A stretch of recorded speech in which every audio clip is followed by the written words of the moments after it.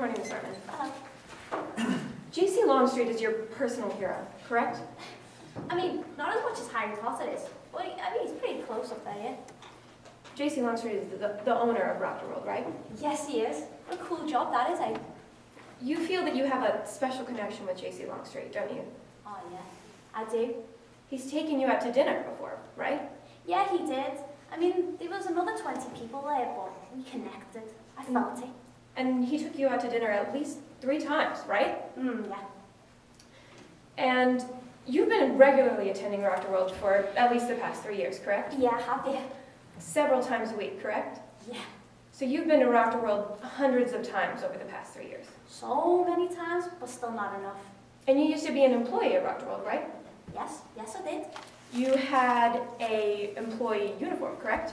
I did, yes. And you sometimes wore this uniform to Raptor World. I did. I love to dress up.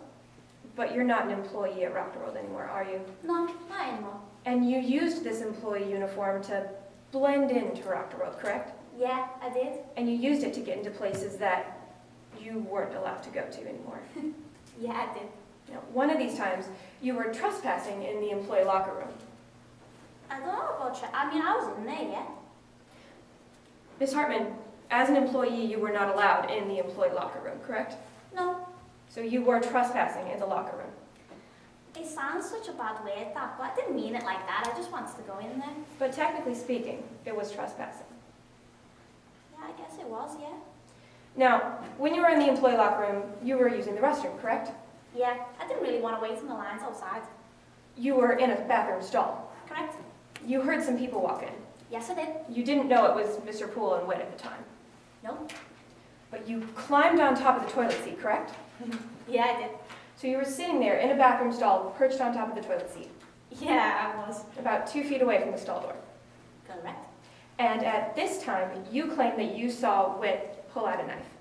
Yeah, that's what I saw. Now, you were watching all this while you were inside a bathroom stall, perched on top of a toilet. Yes? Objection, Your Honor, to ask and answer? Your Honor, I'm simply clarifying. I'm going to give it a roll anyway. Roll. Now, while you were perched on top of this toilet, you were watching through the tiny slat in the stall door, correct? Yeah, I was looking through the crack, yeah.